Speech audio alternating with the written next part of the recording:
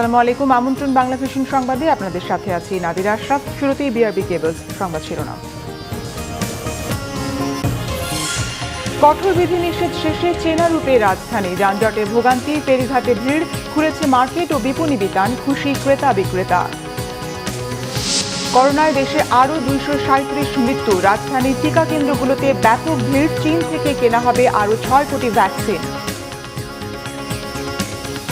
পর্যায়ক্রমে শিক্ষা প্রতিষ্ঠান খুলে দেওয়ার চিন্তা করছে সরকার, জানিয়েছেন ওবায়দুল কাদের। আপাতত খোলার চিন্তা ভাবনা নেই বললেন শিক্ষামন্ত্রী। করোনা মোকাবেলায় ব্যর্থতার পরিচয় দিচ্ছে সরকার, অভিযোগ বিএনপি নেতাদের। আক্রান্তের সংখ্যা নিয়ে চলছে লুকোচুরি, মন্তব্য জাফরুল্লাহ চৌধুরীর। ডেঙ্গু মহামারী পর্যায়ে যাচ্ছে, সিটি কর্পোরেশনের কর্মকাণ্ড উদ্ভট, অভিযোগ বিশেষজ্ঞদের। প্রকোপ তেমন বাড়েনি, দাবি স্থানীয় সরকার মন্ত্রীর। দেখছিলেন বিআরবি কেবল সংবাদ শিরোনাম, এবারে বিস্তারিত। গণপরিবহন চালুর দিনেই চিরচেনা যানজট ফিরেছে রাজধানীতে।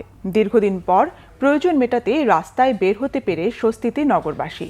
যাত্রীরা বলছেন, লকডাউন না থাকলেও করোনা সংক্রমণ প্রতিরোধে সবাইকে দায়িত্ব নিতে হবে। সীমিত পরিসরে ট্রেনও চলতে শুরু করেছে, তবে ভিড় কম। 19 দিন বন্ধ থাকার পর মধ্যরাত থেকে গণপরিবহন চালু হয়েছে মোটামুটি পুরোদমেই। অর্ধেক পরিবহন চলবে বলা হলেও এ বিষয়ে বিস্তারিত কিছুই জানানো হয়নি। রাজধানীর বেশিরভাগ রাস্তায় গাড়ির চাপ ছিল সারাদিন। বেশ কিছু রুটে যানজটও দেখা দেয়। এবার বেশি ভাড়ায় অর্ধেক যাত্রী পরিবহনের নিয়ম নেই, তাই মোটামুটি সকল আসনেই যাত্রী রয়েছে, তবে উপচে পড়া ভিড় নেই। বেশিরভাগ যাত্রীর পাশাপাশি চালকরাও মাস্ক ব্যবহার করছেন। তারা বলেন, সবাই দায়িত্বশীল হলে আবার লকডাউন দেওয়ার প্রয়োজন পড়বে না। দূরত্ব বজায় রাখা তেমন হয় না, সেটা হচ্ছে না, মাস্ক পরছে, ম্যাক্সিমাম লোক মাস্ক পরে। মিরপুর যাইতেছি তো, অনেকদিন পরে আমাদের রেস্টুরেন্ট আছে, রেস্টুরেন্ট আজকে থেকে খুলবে। আমার আব্বা মুমূর্ষু অবস্থা, এখন এই গাড়ি না চললে তো আমি যেতে পারতাম। এই আমাদের আগের সেই ভাড়া এখন আর ওই যে আগে যে সিঙ্গেল সিটে যে ভাড়া দিত, এখন সেই ভাড়া দেয় না, এখন ওই ডাবল বসতেছে, ওই আগের সেই ভাড়াই দিতেছে। রেল স্টেশনেও মানুষের চাপ বাড়তে শুরু করেছে। পুরো আসনেই যাত্রী পরিবহন করবে ট্রেন, তবে স্ট্যান্ডিং টিকিট বিক্রি করবে না। এখানে স্বাস্থ্যবিধি মানার প্রবণতা কিছুটা কম, তবে কর্তৃপক্ষ বলছে এ ব্যাপারে নিজেদের কাজ তারা করেছে, যাত্রীদেরও দায়িত্বশীল হতে হবে। ভালো অনেক দিন ধরে তো যেতে পারি না, এই জন্য দেশে গেলাম, দেশে যাই একটু দেখলাম উঠলাম, আবার রিটার্ন আইসে পড়লাম। যাইতে পারতাছি ভালো মতে, গাড়ি ঘোড়া না চললে কি যাইতে পারতাম? এই যে লকডাউন ছেড়ে দিছে করোনার জন্য, এর জন্যই ভালো আমরা যাইতে পারতাছি দেশে। অনেক ভালো লাগতেছে। কেন ভালো লাগছে? কারণ কি কতদিন পর নানুর দেশে যাইতেছি, ঘুরবো, খেলবো।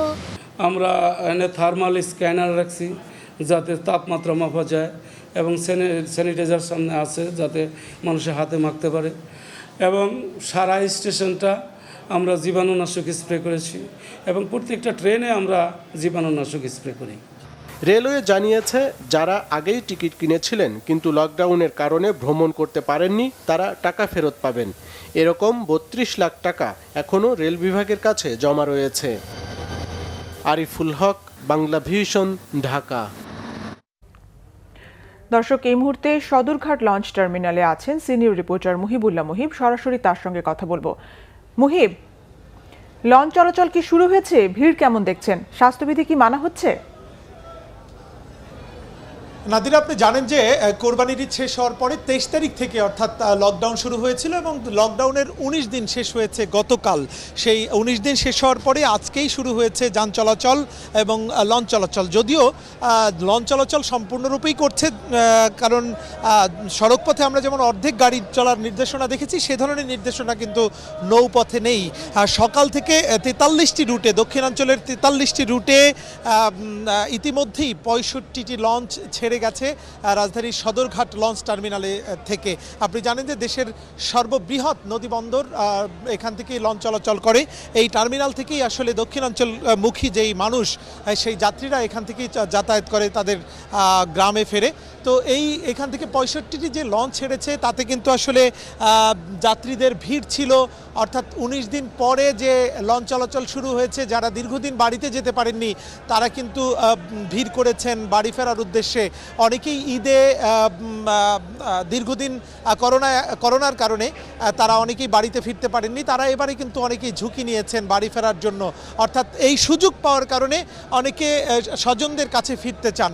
তো এখানকার আমি কর্মরত যারা বিআইডব্লিউটি এর কর্মকর্তা রয়েছেন তাদের সঙ্গে কথা বলেছি, তারা বলেছেন যে সকাল থেকে 65টি লঞ্চ ছেড়ে গেলেও আরও কমপক্ষে 20টি লঞ্চ ছেড়ে যাবে, অর্থাৎ রাত 11টা পর্যন্ত দক্ষিণাঞ্চলের বিভিন্ন এলাকায় কিন্তু এখান থেকে লঞ্চ ছেড়ে যায়। আপনি দেখতেই পাচ্ছেন যে আমার পেছনে এখনও যাত্রী আসছে, যাত্রীরা বিভিন্ন লঞ্চে আরোহণ করছে তাদের গন্তব্যে ফেরার জন্য। তো সব মিলিয়ে স্বাস্থ্যবিধির কথা যদি বলি, সেই অর্থে স্বাস্থ্যবিধি কার্যকরে কিন্তু তেমন কোনো ভূমিকা আমাদের চোখে পড়েনি, তবে লঞ্চগুলোতে এবং বিআইডব্লিউটি এর পক্ষ থেকে স্বাস্থ্যবিধি মানার জন্য বিশেষ করে হ্যান্ড স্যানিটাইজেশন প্রয়োগের যে ব্যবস্থাপনা সেটি আমরা লক্ষ্য করেছি। তো নাদিরা, এই ছিল আমার কাছে সদরঘাট লঞ্চ টার্মিনাল এলাকায় লকডাউন শেষে যে যাত্রীদের বাড়ি ফেরার সর্বশেষ খবর। মুহিব, আপনাকে ধন্যবাদ। দর্শক, সদরঘাট লঞ্চ টার্মিনাল থেকে কথা বলছিলেন সিনিয়র রিপোর্টার মুহিবুল্লাহ মুহিব। সারা দেশে খুলেছে দোকানপাট, শপিং মল, সব খুলে দেওয়ায় স্বস্তি ফিরেছে রাজধানীর ব্যবসায়ীদের মনে। প্রথম দিনে ক্রেতার উপস্থিতি কম থাকলেও তাদের প্রত্যাশা ধীরে ধীরে মার্কেট আবার সরগরম হয়ে উঠবে, তবে স্বাস্থ্যবিধি মানা হচ্ছে না অনেক ক্ষেত্রেই। যেন প্রাণ ফিরে পেয়েছে ঢাকা, প্রাণ ফিরে পেয়েছে রাজধানীর ব্যবসায়ী দোকানিরাও। দীর্ঘ 19 দিন পর আর সবকিছুর সাথে দোকানপাট, শপিং মল খুলে দেয় সকাল থেকে খুশির আমেজ ছিল নিউ মার্কেটের ব্যবসায়ীদের চেহারায়। তবে তার মাঝেও কেউ কেউ চিন্তিত, দিনের পর দিন দোকান বন্ধ থাকায় ক্ষতি কিভাবে পুষিয়ে নেবেন সে ভাবনায়। আর্থিক পরিস্থিতি অনেক খারাপ ছিল আমাদের, এই জন্য আর কি খুলে দেওয়াতে আমরা অনেক হ্যাপি। আমাদের তো এমনি দোকান বানাটানা সবই চলতেছে, খরচ চলতেছে, তার মধ্যে আজকে দোকানটা খুলতে পারি মোটামুটি একটু ভালো লাগতেছে আর কি। যে রাজ্যে লকডাউন না দেয় তাহলে আমাদের জন্য একটু আস্তে আস্তে আগাইতে পারবো, ওভারঅল তো সবাই লসের মধ্যে পড়ে গেছে অনেক। ভালো কি, যা হওয়ার তো হয়েই গেছে। ব্যবসা বাণিজ্য যতটুকু মানে খারাপের অবস্থায়, ভালো নাই কেউ না, আমি বলে না, কেউই ভালো না। দোকানপাট খুলে দেয় ব্যবসায়ীদের মতো খুশি ক্রেতারাও। দিনের শুরুতে ক্রেতার সংখ্যা কম থাকলেও বেলা বাড়ার সাথে সাথে ভিড় বাড়তে থাকে মার্কেটে। অনেকেই ছিলেন বিয়ের কেনাকাটার অপেক্ষায়। লকডাউন এই খুলে বন্ধ হয়ে যাওয়ার কারণে আসা আসলে এতটা হয় না, তাই আসলে আজকে আসা হলো। অনেকদিন পরে শপিং আসছি, ঈদের শপিং করতে পারিনি, ভালোই লাগতেছে। কালকে আমার ছোট ভাইয়ের বিবাহ, এই জন্য আমরা এখানে এসেছি বাজার সদাই করতে আর কি। হঠাৎ করে বিয়ে ঠিক হয়েছে, এতদিন অপেক্ষায় ছিলাম যে কবে খুলবে। বিয়ের 4 তারিখে ঠিক ছিল, লকডাউনের কারণে সেটা হয় নাই। 10 তারিখে হওয়ার কথা ছিল, সেটাও হয়নি। এখন এই যে 13 তারিখে ফালাইছি, এখন এর জন্যই আজকের মধ্যেই সব কমপ্লিট করতে হবে। মার্কেট খুলে দেওয়ার সাথে স্বাস্থ্যবিধি মানার কঠিন শর্ত জুড়ে দিয়েছিল সরকার, কিন্তু অনেকেই মানছেন না সেই শর্ত। যখন অনেকে মাস্ক নিয়ে আসতেছে না তাদের কারণে মাস্ক দিচ্ছি, কিন্তু আমাদের সকল স্টাফ যারা রয়েছে সবাইকে বলছি মাস্ক পরিধান করতে, এবং আমরা দূরত্ব বজায় রাখার চেষ্টা করতেছি। মাস্ক আছে, মাস্ক এখন খাইয়ে আসলাম, গরম ভাই। আপনি এদিকে বসতে আছেন তো দাঁড়ায়, কি গরম ডাল লাগতেছে ভাই। এই যে ভাই খুলছি, দেখছেন তো কি অবস্থা। মাস্ক ছিল আমার পকেটে, মুখপুর থেকে আসছি তো, মুখ হাত ধুয়ে আসছি, ফ্রেশ হয়ে আসছি। সকাল 10টা থেকে রাত 8টা পর্যন্ত খোলা রাখা যাবে দোকানপাট, বিপণী বিতান। নাইম হাসান, বাংলা ভিশন, ঢাকা। গত 24 ঘন্টায় করোনায় শনাক্ত এবং মৃত্যু দুটোই কমেছে। গত একদিনে করোনায় মারা গেছেন 237 জন আর শনাক্ত হয়েছেন 10,420 জন। লকডাউনে সবকিছু খুলে দিলেও করোনা পরিস্থিতি কোন দিকে যায় সেটা গভীর পর্যবেক্ষণ করে দ্রুত ব্যবস্থা নিতে সরকারকে পরামর্শ দিয়েছেন জনস্বাস্থ্য বিশেষজ্ঞরা। বুধবার স্বাস্থ্য অধিদপ্তরের প্রেস বিজ্ঞপ্তিতে জানানো হয়, গত একদিনে 44,430টি নমুনা পরীক্ষায় 10,420 জন করোনায় শনাক্ত হয়েছেন। এ নিয়ে করোনায় শনাক্ত হলেন 13,86,742 জন। আর গত 24 ঘন্টায় করোনায় মারা গেছেন 237 জন। এ পর্যন্ত প্রাণ হারিয়েছেন 23,398 জন। সবচেয়ে বেশি মারা গেছেন ঢাকা বিভাগে 105 জন, চট্টগ্রাম বিভাগে 54 জন, সিলেট বিভাগে 23 জন, খুলনা বিভাগে 20 জন, ময়মনসিংহ বিভাগে 11 জন। গত 24 ঘন্টায় শনাক্তের হার 23.45, সুস্থতার হার 90 এবং মৃত্যুর হার 1.69। লকডাউন খুলে দেওয়া হলেও সবাই যাতে স্বাস্থ্যবিধি মেনে চলে সে ব্যাপারে কঠোর হতে সরকারকে পরামর্শ দিয়েছেন জনস্বাস্থ্য বিশেষজ্ঞরা। চলমান করোনা সংক্রমণের মধ্যে কঠোর বিধিনিষেধ শিথিল করাটা বিরাট একটা চ্যালেঞ্জের মুখোমুখি হচ্ছি আমরা। এরকম একটি চ্যালেঞ্জের মুখোমুখি হয়ে রাষ্ট্র বা সরকারকে ক্লোজলি অবজার্ভ করতে হবে যে কী অবস্থা হতে যাচ্ছে এবং সেই নিরীক্ষে ব্যবস্থা নেওয়া। তাছাড়া চলমান টিকাদান প্রক্রিয়াকে আরও জোরদার করতে হবে এবং টিকাদান প্রক্রিয়ার মাধ্যমে বেশি সংখ্যক মানুষকে কিভাবে টিকার আওতায় নিয়ে আসা যায় সেই ব্যবস্থা নিশ্চিত করতে হবে। সর্বশেষ যে দায়িত্ব এবং সবচেয়ে বড় যে দায়িত্ব সেটা জনগণের, অর্থাৎ জনগণ তার স্বাস্থ্য ব্যবস্থা, নিজের স্বাস্থ্য সুরক্ষার ব্যবস্থা করবে। করোনা নিয়ন্ত্রণে যত দ্রুত সম্ভব সবাইকে টিকার আওতায় আনার পরামর্শ বিশেষজ্ঞদের। জাহাঙ্গীর আকন্দ, বাংলা ভিশন, ঢাকা। গণটিকা কার্যক্রমের পঞ্চম দিনেও রাজধানীর কেন্দ্রগুলোতে মানুষের ব্যাপক ভিড়। দীর্ঘক্ষণ লাইনে দাঁড়িয়ে ভ্যাকসিন নিচ্ছেন তারা। কেন্দ্রগুলোতে টিকার বরাদ্দ বাড়ানোর দাবি তাদের। এদিকে মডার্নার প্রথম ডোজ শেষ হয়ে আসায় মানুষ কিছুটা উদ্বিগ্ন আছেন। তবে স্বাস্থ্য অধিদপ্তর জানিয়েছে ফাইজার মডার্নার দ্বিতীয় ডোজ নিয়ে চিন্তার কারণ নেই। করোনার টিকা পেতে বুধবার ভোর থেকে রাজধানীর বিভিন্ন স্কুল, কমিউনিটি ক্লিনিক, কমিউনিটি সেন্টারে নির্মিত অস্থায়ী কেন্দ্রগুলোতে ভিড় করেন মহানগরবাসী। সকাল ৯টা থেকে শুরু হয় ভ্যাকসিন কার্যক্রম। পঞ্চম দিনেও যুবক, বয়স্ক, প্রতিবন্ধী সহ বিভিন্ন শ্রেণী পেশার মানুষ টিকা নেন। টিকা পেয়ে অনেকে সন্তোষ প্রকাশ করেন। টিকা নিলাম, তেমন কোনো ব্যথা অনুভব নাই। 4:30 থেকে লাইন ধরেছিলাম, তারপর দিতে পারলাম, ভালো লাগলো। টিকা দিছে, কোনো ঝামেলা নাই, খুব খুশি আছি। পয়লা তো বিরক্তি লাগছিল, এখন টিকা নেওয়াতে ভালো লাগতেছে। শেরেবাংলা নগরের রাজধানী উচ্চ বিদ্যালয়ে বেলা 12টায় ভ্যাকসিন দেয়া শেষ হয়। টিকা না পেয়ে অনেকে হতাশ হয়ে বাড়ি ফিরেন। আরও বেশি বরাদ্দের দাবি তাদের। কেউ কাউকে সাইড দিচ্ছে না বা সিরিয়াল ব্রেক করতেছে, এরকম অনেক কিছু ঘটতেছে। দ্বিতীয় দিন আইসি 5টা, আজকে আইসি 4টা, তো পাইছি না। কেন্দ্র সংশ্লিষ্টরা জানান, বুধবার যারা টিকা পাননি তাদের বৃহস্পতিবার দেওয়া হবে এই ভ্যাকসিন। টিকার পরিমাণ 150 আর মানুষ আসে 500-600। আমাদের করার কিছু নাই, যে টোকেন ধরে ধরে যাদের টোকেন আছে আর যারা টোকেন না পায় তাদের আগামীকালের জন্য টোকেন দেওয়া হয়। এছাড়া SMS ভিত্তিক হাসপাতালের টিকা কেন্দ্রগুলোতেও ছিল মানুষের ভিড়। রাজধানীর কুর্মিটোলা জেনারেল হাসপাতালে সাধারণ নাগরিক ও প্রবাসীদের দেয়া হয় মডার্নার ভ্যাকসিন। একটু সময় লাগলেও টিকা নিয়ে সন্তোষ প্রকাশ করেন সবাই। প্রথমে মনে হচ্ছিল যে অনেক টাইম লাগবে, কিন্তু আসলে ওরকমটা হয় নাই। না, ব্যথা ভালো লাগেনি। যে অনেক ভিড় হবে, ঘন্টাখানিক বসতে হবে, দেখলাম যে না, উনি যখন আসলো সাথে সাথে ওরা নিয়ে স্পেশালি আলাদা করে টিকা দিয়ে দিল। মডার্নার টিকা শেষ হয়ে আসছে, এটা নিয়ে মানুষ কিছুটা উদ্বিগ্ন। তবে স্বাস্থ্য অধিদপ্তর জানিয়েছে ফাইজার মডার্নার দ্বিতীয় ডোজ নিয়ে উদ্বিগ্ন হবার কারণ নেই। যারা ফাইজার এবং মডার্নার ভ্যাকসিনের প্রথম ডোজটি গ্রহণ করেছেন, আমরা তাদের দ্বিতীয় ডোজটি নিশ্চিত করেই টিকা কর্মসূচিটিতে এই ভ্যাকসিন দুটোকে আমরা অন্তর্ভুক্ত করেছি। আপনারা যথাসময়ে দ্বিতীয় ডোজের টিকাটি নির্দিষ্ট কেন্দ্র যেখানে প্রথম ডোজের টিকা গ্রহণ করেছিলেন সেখানে যেয়ে গ্রহণ করুন। ফাইজার ও মডার্নার প্রথম ডোজ যারা নিয়েছেন 4 সপ্তাহ পর দেয়া হবে তাদের দ্বিতীয় ডোজ। সৈকত সাদিক, বাংলা ভিশন, ঢাকা। চীনের প্রতিষ্ঠান সিনোফার্ম থেকে আরও 6 কোটি ডোজ ভ্যাকসিন কিনবে সরকার। বুধবার অর্থমন্ত্রী মুস্তফা কামালের সভাপতিত্বে সরকারি ক্রয় সংক্রান্ত মন্ত্রিসভা কমিটির বৈঠকে টিকা কেনার অনুমোদন দেওয়া হয়। টিকার মূল্য সম্পর্কে ধারণা না দিলেও তা আগের দামেই কেনা হচ্ছে বলে জানান অর্থমন্ত্রী। 82 লক্ষ জনগোষ্ঠীকে আমাদের ভ্যাকসিন করতে হবে। ভ্যাকসিন দেওয়ার জন্য 27 কোটি 64 লক্ষ ভ্যাকসিন প্রয়োজন। এর মাঝে আমরা 2 কোটি 55 লাখ আমাদের হাতে আছে, সংগ্রহ করা হয়েছে, বাকিটা সংগ্রহ করতে হবে। এর মাঝে আজকে আমরা যেটা দিলাম সেটা হলো 6 কোটি 60 মিলিয়ন, মানে 6 কোটি ডোজ আমরা আজকে ক্রয়ের জন্য অনুমোদন দিয়েছি। দাম তো বলবো না স্যার, টোটাল প্রাইস তো বলা যায়। টোটাল প্রাইস তো দাম, আমাদের দাম আগের চাইতে যে দাম আছে এর সাথে কেন্দ্র করে আমরা তো স্যার তাদেরকে প্রয়োজনীয়। আওয়ামী লীগ সাধারণ সম্পাদক ওবায়দুল কাদের বলেছেন, ধীরে ধীরে শিক্ষা প্রতিষ্ঠান খুলে দেওয়ার চিন্তা করছেন প্রধানমন্ত্রী। সরকার আমলা নির্ভর নয়, গণমুখী জনস্বার্থ নির্ভর বলেও মন্তব্য তার। বলেন, পদ্মা সেতুতে বারবার ফেরির ধাক্কা অদক্ষতা না অন্তর্ঘাত তা খতিয়ে দেখতে হবে। স্বেচ্ছাসেবক লীগের শোক দিবসের আলোচনায় আওয়ামী লীগ সাধারণ সম্পাদক ওবায়দুল কাদের বলেন, জীবন জীবিকার ভারসাম্যের জন্য লকডাউন শিথিল করা হয়েছে। স্থায়ী লকডাউন কোনো সমাধান নয়। করোনা থেকে বাঁচতে সবাইকে স্বাস্থ্যবিধি মানার পরামর্শ তার। সরকার আমলা নির্ভর, বিএনপির এমন মন্তব্যের সমালোচনা করেন তিনি।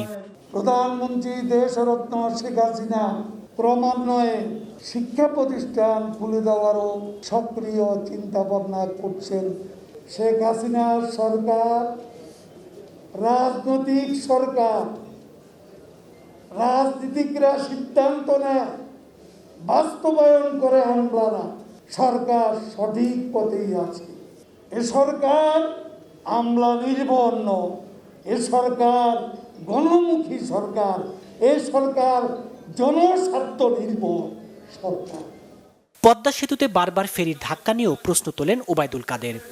এখানে অদক্ষতা না অন্তরাঘাত, এটা আজকে খতিয়ে দেখতে হবে।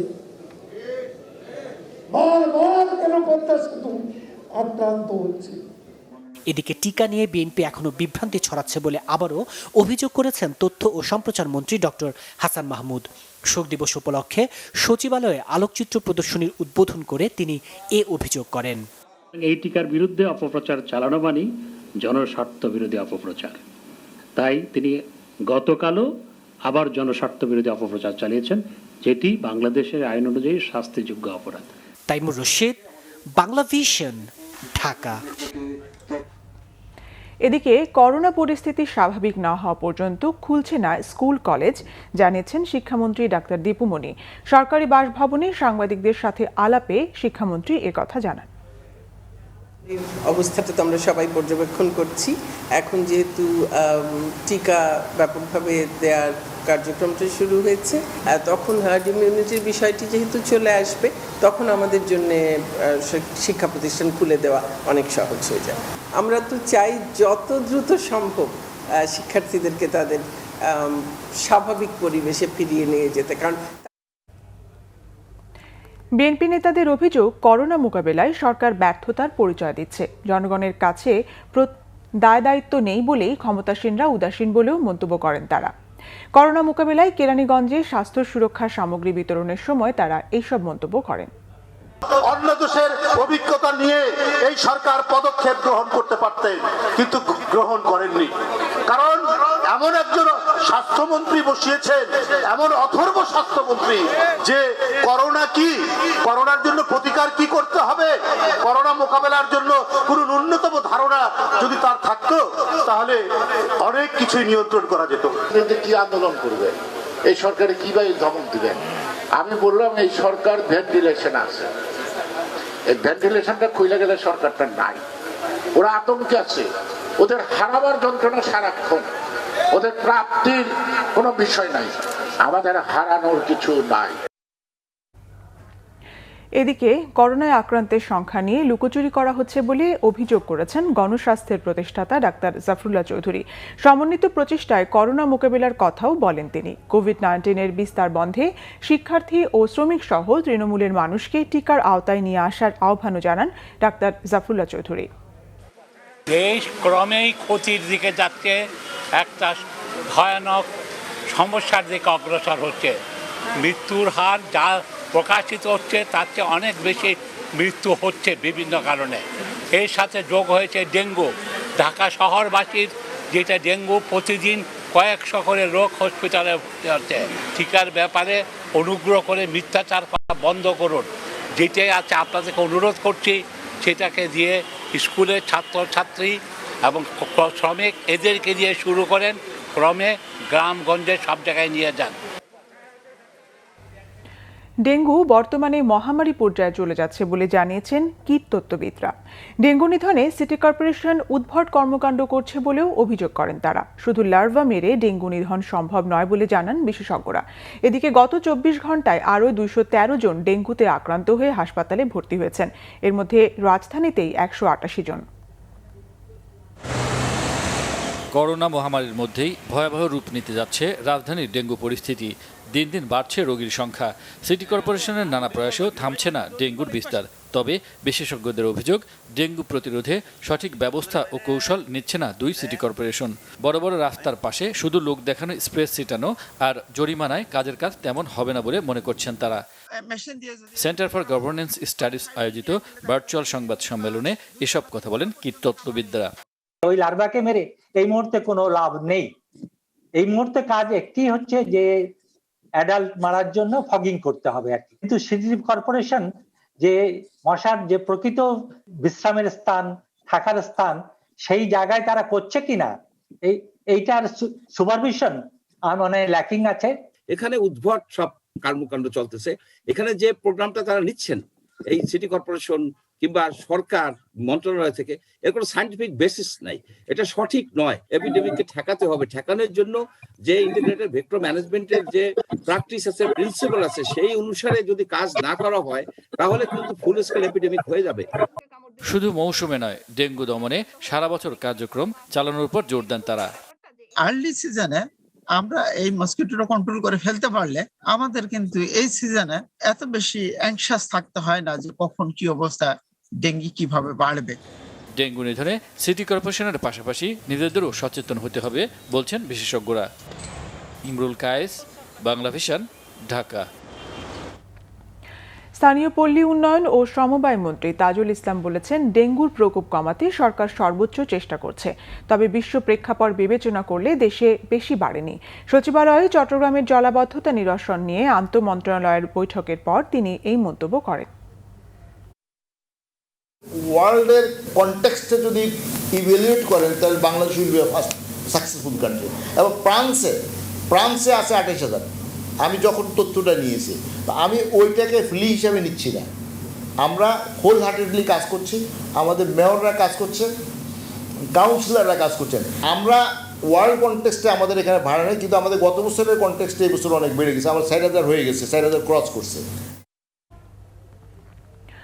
উচ্চ আদালতের আদেশ ও প্রধানমন্ত্রীর নির্দেশনা উপেক্ষা করে কেরানীগঞ্জের তারানগরে বিস্তীর্ণ কৃষি জমি ভরাট করছে মধু সিটি নামের একটি আবাসন প্রতিষ্ঠান। কোনো ধরনের অনুমতি না নিয়ে জোর করে সাধারণ মানুষের জমি ভরাট করার অভিযোগ প্রতিষ্ঠানটির বিরুদ্ধে। শুধু তাই নয়, জমি না কিনে শুধু ভাড়া দিয়ে সাইনবোর্ড লাগিয়ে জমি বিক্রির পাঁয়তারা করছে মধু সিটি। প্রতিবাদ করলে মামলা দিয়ে হয়রানি করার অভিযোগ করেছেন ভুক্তভোগীরা। মিরাজ হোসেন গাজীর অনুসন্ধানের রিপোর্ট, ছবি তুলেছেন এম সেলিম ও মনিরুজ্জামান। দূর থেকে দেখে মনে হতে পারে মরুভূমির মাঝে একখণ্ড সবুজ। বাড়িতে কেউ আছে নাকি? কিন্তু কাছে গিয়ে দেখা গেল এক অসহায় মায়ের করুণ আর্তনাদ। ছোট বাড়িটিকে চারদিক থেকে গিলে খাচ্ছে আবাসিক প্রকল্পের বালুর স্তূপ। আপা দিয়ে দেন, পরে জায়গা থুয়ে চলে যাবেন, দিয়ে দেন। আমি ঠিক আছে, দেখা যাবে, এটা উপর আল্লাহর ইচ্ছা। আমার ছেলেটার একটা দুর্ঘটনা ঘটাইছে মানুষ। নতুন মধু সিটি হয়েছে সামনে, মানে আপনি মনে করেন একটা ওই বাংলানগরের মোড়ে ওইখানে ফালাইয়া ওরে মারছে। কারা মারছে বলতে পারবো না, হিন্দে কোপ দিছে, মানে হাড্ডি শুদ্ধ বাজাই দিছে। কেরানীগঞ্জ উপজেলার তারানগর ইউনিয়নের শিয়াল মৌজায় 3 ফসলি এই জমিগুলোতে কদিন আগেও চাষ হতো নানা সবজি। এলাকার মানুষের জীবন জীবিকার উৎস ছিল এই জমি, কিন্তু এখন যেন শুধুই মরুভূমি। আমরা সবাই একসাথে কাজ করছিলাম যে এখন বালু ফ্লাইতে দিব না বা আমরা ভরাট করতে দিব না, তখন পুরো গ্রাম ছিল। আমার এখানে বাদ দেওয়া ধরছিল, আমার জায়গা হইলো ওই পর্যন্ত, ওইখানে যখন বাদ দেওয়া ধরছিল বেকু দিয়ে মারি দিয়ে, যাতে আমি বাড়ির থেকে না বাড়িতে পারি। এলাকার বাসিন্দাদের অভিযোগ, জোর করে বা অনুমতি না নিয়ে রাতের অন্ধকারে ফসলি জমি ভরাট করেছে মধু সিটি নামের একটি প্রতিষ্ঠান। 3 ফসলি জমি তারা আমাদের অনুমতি ছাড়া, আমাদের না জানে এই মাটি ভরাট করে নিয়ে গেছে। 2টা চাঁদাবাজি মামলা দিছে, এটা প্রক্রিয়াধীন আছে। বরিয়া ফেলার পরে আমরা বাধা দেওয়ার পরে তারা তাদের সন্ত্রাসী বাহিনী আছে, তখন আমরা বাধ্য হয়ে থানার আশ্রয় নিই, থানাতে মামলা করি। মামলাতে তাদের বিরুদ্ধে চার্জশিট হয়। এসপি ডিসিআর সাহেব এরা নির্দেশে মোটামুটি এটা বন্ধ হয়ে গেছিল। এখন তারা এই কোন শক্তি বলে এটা বলে, এটা আমরা বলতে পারি না। আমরা রাত্রে ঘুমাই, আমরা অন্য ঘরে গিয়ে ঘুমাই তো পারি না, তার এরকম ভয় দেখায়। গত অক্টোবরে এলাকাবাসীর রিট আবেদনের প্রেক্ষিতে এক অন্তর্বর্তী আদেশে কৃষি জমি ভরাট বা আকৃতি পরিবর্তন না করার আদেশসহ রুল জারি করেন হাইকোর্ট। জমি দখল ও মারপিটের অভিযোগে মধু সিটির মালিক সলিমুল্লাহ সলিম সহ কয়েকজনের বিরুদ্ধে বেশ কয়েকটি মামলাও করেন ভুক্তভোগীরা। মামলায় চার্জশিটও দিয়েছে পুলিশ, তারপরেও থেমে নেই দখল। যারা এখন সরকার আছে তারা সম্পৃক্ত না, কিন্তু তাদের ছত্রছায়া এবং তাদের নাম ব্যবহার করে তারা এগুলি কাজ করছে। প্রাইম মিনিস্টারের যে নির্দেশনা আছে সেই নির্দেশনাকে অপেক্ষা করে প্রশাসনের বারবার নিষেধ করা, রাতের অন্ধকারে তার কাজ করে। বিস্তীর্ণ এই কৃষিজমি চণ্ডীপুর ও মেঘাইল এলাকায়। শত শত বিঘা জমিতে সাঁটানো হয়েছে মধুসিটির সাইনবোর্ড, আর এই সাইনবোর্ড লাগানোর পেছনে রয়েছে আরেক গল্প। সাইনবোর্ড লাগাইছি আমরা, ওই সময় জিজ্ঞাইলাম যে না এটি অনেক সাইনবোর্ড আছে, মানে জায়গা কিনে নেই, এমনি কইছে তোমার কিছু টাকা দিন, কিছু আমরা সাইনবোর্ড লাগাই যাই, এই হিসাবে কিছু সাইনবোর্ড লাগাইছে, জায়গা কিনা না ইয়াতে কিনে যদি জানাইছে সেগুলি আপনার ভুয়া, মানে আপনি মালিককে বলছে যে আপনাকে মাসে 200 কি 500 দেবো এরকম করে। 3 বেডটা এক বই বেচালাইছে, ওই এক বইটা খরিদ করে সাইনবোর্ড লাগাই দিল। এ বিষয়ে জানতে মধুসিটির প্রধান কার্যালয়ে গিয়েও কারো বক্তব্য পাওয়া যায়নি। এমনকি ফোন করে ও SMS পাঠানো হলেও সাড়া দেননি মধুসিটির মালিক সলিমুল্লাহ সলিম। ফোন করছিলাম ওনাকে, SMS ও দিলাম, কিন্তু ওনাকে পাই নাই। এভাবে তাহলে কিভাবে পাওয়ার ব্যবস্থা করা যায়? ক্যামেরা ধরে রাখছেন কেন? মিরাজ হোসেন গাজী, বাংলা ভিশন, কেরানীগঞ্জ। সংবাদ শেষ করব বিআরবি কেবল শিরোনামগুলো আরেকবার জানিয়ে। কঠোর বিধিনিষেধ শেষে চেনা রূপে রাজধানী, যানজটে ভোগান্তি, ফেরিঘাটে ভিড়, খুলেছে মার্কেট ও বিপণী বিতান, খুশি ক্রেতা বিক্রেতা। করোনায় দেশে আরও 237 মৃত্যু, রাজধানীর টিকা কেন্দ্রগুলোতে ব্যাপক ভিড়, চীন থেকে কেনা হবে আরও 6 কোটি ভ্যাকসিন। পর্যায়ক্রমে শিক্ষা প্রতিষ্ঠান খুলে দেওয়ার চিন্তা করছে সরকার, জানিয়েছেন ওবায়দুল কাদের। আপাতত খোলার চিন্তা ভাবনা নেই বললেন শিক্ষামন্ত্রী। করোনা মোকাবেলায় ব্যর্থতার পরিচয় দিচ্ছে সরকার, অভিযোগ বিএনপি নেতাদের। আক্রান্তের সংখ্যা নিয়ে চলছে লুকোচুরি, মন্তব্য জাফরুল্লাহ চৌধুরীর। ডেঙ্গু মহামারী পর্যায়ে যাচ্ছে, সিটি কর্পোরেশনের কর্মকাণ্ড উদ্ভট, অভিযোগ বিশেষজ্ঞদের। প্রকোপ তেমন বাড়েনি, দাবি স্থানীয় সরকার মন্ত্রীর। এ ছিল এখনকার মতো। পরের সংবাদ রাত 10:30টায় দেখার আমন্ত্রণ রইল। এছাড়া বাংলা ভিশন সংবাদ ও সংবাদ সংশ্লিষ্ট অনুষ্ঠান দেখতে ভিজিট করুন www.bbnews24.com ও facebook.com/banglavision এবং সাবস্ক্রাইব করুন youtube.com/banglavision news। সঙ্গে থাকায় ধন্যবাদ।